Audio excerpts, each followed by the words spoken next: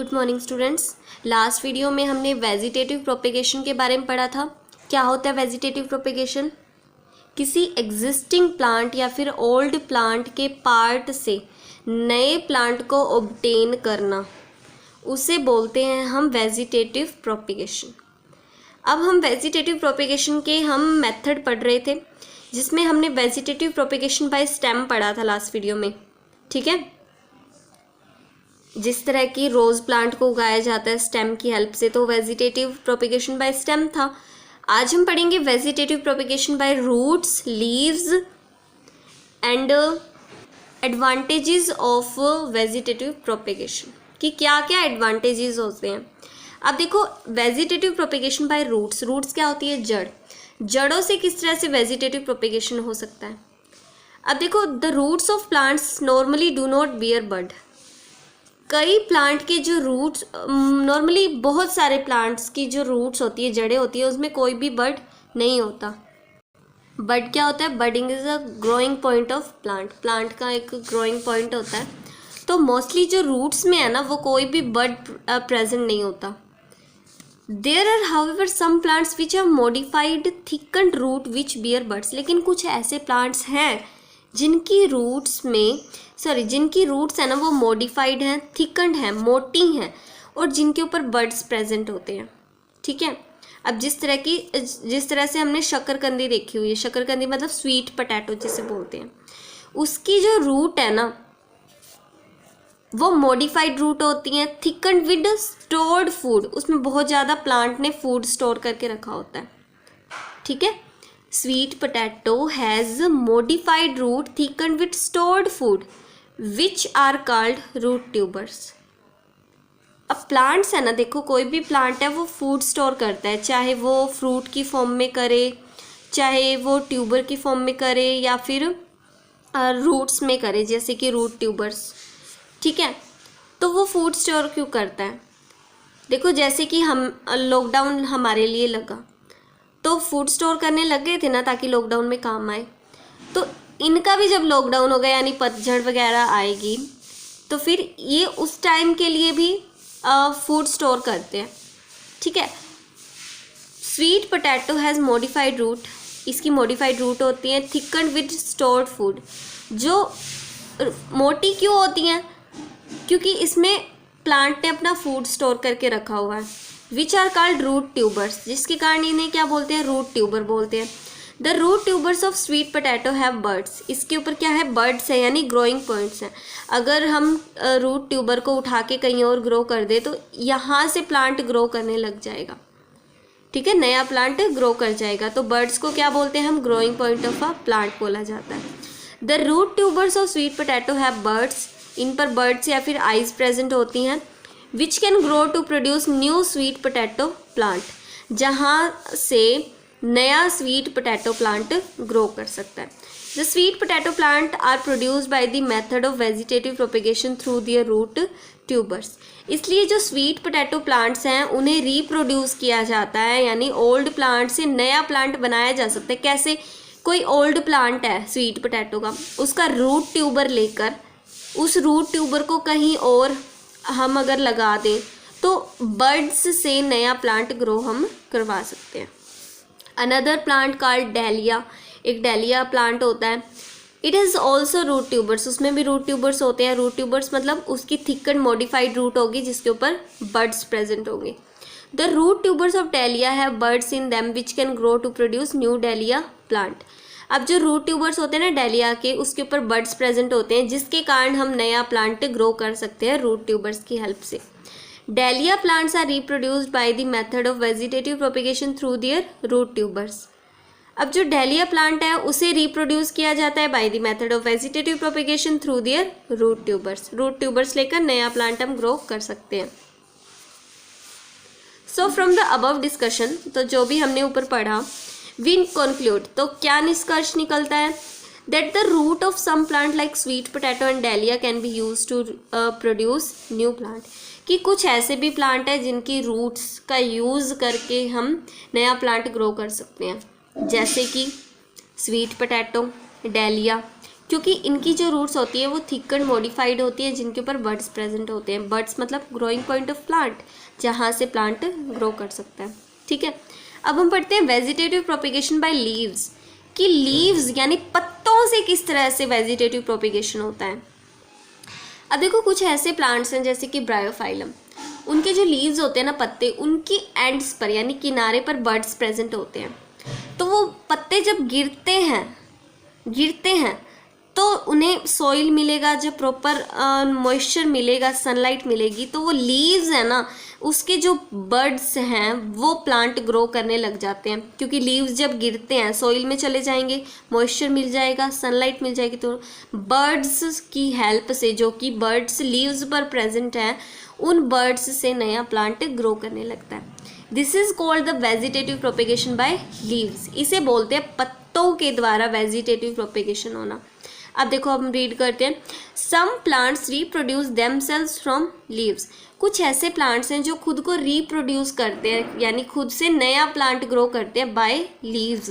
Leaves की help से नया प्लांट ग्रो कर लेते हैं। The leaves of some plant develop birds on them. कुछ ऐसे प्लांट्स हैं जिनके लीव्स पर बर्ड्स प्रेजेंट होते हैं। Such leaves having buds can be used as the structures of vegetative propagation in plants. तो हम इन लीव्स का यूज़, अगर इनके ऊपर बर्ड्स प्रेजेंट है, जैसे कि ये इन पर बर्ड्स प्रेजेंट है, तो इन बर्ड्स का यूज़ करके हम नया प्लांट ग्रो कर सकते हैं, यानी कि वेजिटेटिव प्रोपिगेशन हम करवा सकते हैं। तो एक ऐसा प्लांट का एग्जाम्पल है ब्रायोफाइलम। इसका जो लीव्स है ना, उसके मार्जिन पर यानी एंड्स पर क्या है, बर्ड्स प्रेजेंट होते हैं।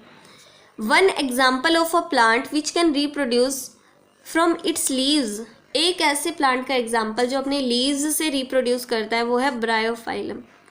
ठीक है, Bryophyllum is also called sprout leaf plant. इसे स्प्राउट लीफ प्लांट कहते हैं क्योंकि ये अपने लीफ की हेल्प से स्प्राउट्स बनाता है, यानी कि न्यू प्लांट बनाता है। The leaves of bryophyllum plant develop some birds in its margin और एजेस। ये अपने एजेस पर कुछ बर्ड्स डेवलप करता है। इसकी जो लीव्स होते हैं ना, पत्ते होते हैं, वो अपने मार्जिन पर कुछ बर्ड्स डेवलप करते हैं। When a mature leaf of a Bryophyllum plant falls on the ground. जब किसी ब्रायोफाइलम प्लांट का मैच्योर लीफ ग्राउंड पर गिरता है, यानी ज़मीन पर गिरता है, तो जो हर बर्ड अपना क्या करता है, नया प्लांट ग्रो करता है। Sometime even before a leaf drop of from a Bryophyllum plant. कई बार तो ऐसा होता है कि वो पत्ता गिरता भी नहीं है, गिरने से पहले ही नया प्लांट उनके ऊपर से इस तरह से उगने लग जाता है। गिरने से पहले ही गिरेगा तो चलो ठीक है, प्लांट ग्रो करेगा, लेकिन कई बार तो ऐसे होता है कि गिरने से पहले ही प्लांट उसके ऊपर ग्रो करने लग जाता है। We can see new plantlets already growing on it. ये जो गिरने से पहले जो प्लांट उगने लगते हैं ना, उसे प्लांटलेट्स बोलते हैं। ठीक है, the leaves of bryophyllum plant can produce new plant. तो हम क्या कह सकते हैं, ब्रायोफाइलम के जो लीव्स हैं उनकी हेल्प से हम नया प्लांट ग्रो कर सकते हैं। अनदर प्लांट कॉल्ड बेगोनिया, एक और प्लांट भी है begonia, also reproduce by vegetative propagation through it's leaves. उसमें भी वेजिटेटिव प्रोपिगेशन होता है, और वो कैसे होता है, उसके लीव्स की हेल्प से। ठीक है, the begonia plant has birds on it's leaves. जो बेगोनिया प्लांट होता है उसके लीव्स पर बर्ड्स होते हैं, which can grow into new plants when the leaves fall on the ground. जिसमें लीव्स पर अगर बर्ड्स प्रेजेंट है तो नया प्लांट हम ग्रो कर सकते हैं बेगोनिया का। किसकी हेल्प से, उसके लीव्स की हेल्प से, क्योंकि उसके लीव्स पर बर्ड्स प्रेजेंट है। अब देखो, the plant such as cacti, cacti मतलब कैक्टस की सिंगुलर फॉर्म हम बोल सकते हैं। The plant such as cacti produce, cacti है ना वो प्लूरल फॉर्म है। ठीक है, कैक्टाई क्या है, प्लूरल फॉर्म, और कैक्टस जो होता है ना वो सिंगुलर फॉर्म होता है। अब कुछ ऐसे प्लांट जैसे कि cacti produce new plant from their parts get detached from the main body and fall on the ground. Let suppose कोई भी कैक्टस का प्लांट है, उसका थोड़ा सा पार्ट अगर हम तोड़ के और ज़मीन में लगा दें ना, तो नया प्लांट लग जाता है। ठीक है, तो कोई भी डिटैच्ड पार्ट है कैक्टस प्लांट का, यानी कोई भी अलग हुआ पार्ट है, कोई भी, अगर उसको हम ग्राउंड में लगा दें तो नया प्लांट लग सकता है। जैसे कि if a part of the stem of cactus plant breaks off from the main plant body, अगर कोई भी प्लांट लगा हुआ है कैक्टस का, उसका स्टेम का कोई भी पार्ट टूट गया है यानी डिटैच हो गया, तो अगर हम उसे ग्राउंड में स्टिक कर दें, ग्राउंड में दबा दें, तो उसमें रूट्स डेवलप हो जाती हैं और कुछ टाइम बाद नया कैक्टस का प्लांट लग जाता है। अब देखो advantages of vegetative propagation of plants. Plants में वेजिटेटिव प्रोपेगेशन करवाने के एडवांटेज क्या है, क्यों हम स्टेम की हेल्प से, लीव्स की हेल्प से, रूट ट्यूबर्स की हेल्प से, स्टेम ट्यूबर की हेल्प से क्यों करवा रहे हैं हम वेजिटेटिव प्रोपेगेशन। तो देखो the new plant produced by vegetative propagation take much less time to grow. अगर हम वेजिटेटिव प्रोपेगेशन का यूज़ करके, यानी कोई भी प्लांट के किसी पार्ट से अगर हम वेजिटेटिव प्रोपेगेशन करते हैं, यानी कि नया प्लांट लगाते हैं, तो उस प्लांट को लगने में कम से कम टाइम लगेगा and bear flowers and fruits as compare to the plants grown from the seed. और वो जल्दी ही उस नए प्लांट पर क्या लग जाएंगे, फ्लावर्स लग जाएंगे, सीड लग जाएंगे as compare to the plant grown from seed. अगर हम कोई प्लांट सीड की हेल्प से लगाते हैं और कोई वेजिटेटिव प्रोपेगेशन की हेल्प से लगाते हैं, तो वेजिटेटिव प्रोपेगेशन वाले प्लांट को उगने में कम टाइम लगेगा as compare to the plant grown from seed. ये वाला प्लांट जल्दी ही, जो वेजिटेटिव प्रोपेगेशन से लगाया गया है, वो प्लांट जल्दी ही फ्रूट और फ्लावर्स को बियर कर लेगा। The new plants produced by vegetative propagation are exactly like the parent plant। अब जो नया प्लांट लगता है ना वेजिटेटिव प्रोपेगेशन में, वो एग्जैक्टली सिमिलर होता है टू द पेरेंट प्लांट, क्योंकि उसमें सिंगल पेरेंट ही इन्वॉल्व हुआ। ठीक है, क्योंकि सिंगल पेरेंट, एक ही पेड़ था, पौधा था, सॉरी एक ही प्लांट था, उसी का कोई पार्ट लेकर हमने नया प्लांट लगाया ना, तो ये तो एक ही पेरेंट हुआ, फिर नए प्लांट का एक ही पेरेंट हुआ, तो वो एग्जैक्टली सिमिलर होता है पेरेंट प्लांट के। So all the desirable features of the parent plant, जो भी पहले प्लांट था उसकी जो भी डिज़ायरेबल फीचर्स हैं वो नए प्लांट में भी आ जाएंगी अगर हम वेजिटेटिव प्रोपेगेशन से कोई भी प्लांट लगाते हैं। ठीक है, लेट्स सपोज उसके फ्लावर्स, लेट्स सपोज कोई भी फ्रूट लगता था उसको, वो पिंक कलर का था, तो जो भी हम नया लगाएंगे ना वो भी पिंक कलर का ही होगा। तो जो भी डिज़ायरेबल फीचर्स होते हैं ना पेरेंट प्लांट के, वो नए प्लांट में आ जाते हैं, सभी आ जाते हैं अगर हम वेजिटेटिव प्रोपेगेशन से प्लांट को ग्रो करते हैं। लेकिन अगर हम सीड की हेल्प से प्लांट प्रोड्यूस करते हैं तो उसमें पेरेंट प्लांट, दोनों पेरेंट प्लांट के फीचर्स आते हैं, क्योंकि सीड किससे प्रोड्यूस होते हैं, सेक्सुअल रिप्रोडक्शन से। तो सेक्सुअल रिप्रोडक्शन यानी कि अगर हम सीड से प्लांट को ग्रो करेंगे, बीजों से अगर प्लांट को ग्रो करते हैं, तो उसमें दोनों पेरेंट्स के क्या होते हैं, फीचर्स होते हैं। अब देखो, अब हम पढ़ेंगे बडिंग के बारे में कि बडिंग क्या होती है। तो देखो बडिंग है ना, वो असेक्सुअल मेथड ऑफ रिप्रोडक्शन है। असेक्सुअल मेथड ऑफ रिप्रोडक्शन का मतलब इसमें सिंगल पेरेंट ही इन्वॉल्व होता है बडिंग में। In budding, a small part of the body of the parent plant grows out as a bulb-like projection called bud, which then detaches and become a new plant। देखो इसके कहने का क्या मतलब है, कोई भी एक प्लांट है जिससे हमें नया प्लांट लगाना है, तो पहले लगा हुए प्लांट को हम पेरेंट प्लांट बोलते हैं। ठीक है, तो कोई भी लेट्स सपोज पेरेंट प्लांट है, उसकी बॉडी से एक बल्ब लाइक प्रोजेक्शन निकलती है, छोटा सा एक बल्ब लाइक प्रोजेक्शन होती है, तो उसे बोलते हैं हम बड। जैसे कि आपने वो देखा होगा पोटैटो, उसकी बर्ड्स देखी है ना आपने, छोटे छोटे बर्ड्स होते हैं, तो ग्रीन कलर के आपने बाहर निकलते हुए देखे होंगे, है ना। तो ये क्या होती है बडिंग में, a small part of the body of the parent plant grows out as a bulb like projection called bud. कोई भी पेरेंट प्लांट की बॉडी का स्मॉल पार्ट एक बल्ब लाइक प्रोजेक्शन में ग्रो आउट होता है, जिसे हम बड बोलते हैं, जो कि पेरेंट प्लांट से अलग होकर बाद में एक नया प्लांट बना देता है। ठीक है, which then detach and become a new plant, जो पेरेंट प्लांट से अलग होकर नया प्लांट बना देता है। अब हम पढ़ेंगे reproduction in yeast plant by the process of budding, कि यीस्ट जो होता है, जिसे जो कि एक फंगस है। ठीक है, यीस्ट क्या होता है, एक फंगस होता है। तो यीस्ट में किस तरह से रिप्रोडक्शन होता है? By the process of budding. Yeast में बडिंग के थ्रू किस तरह से रिप्रोडक्शन होता है वो हम पढ़ेंगे। तो देखो यीस्ट होता है ना, वो एक नॉन ग्रीन प्लांट होता है।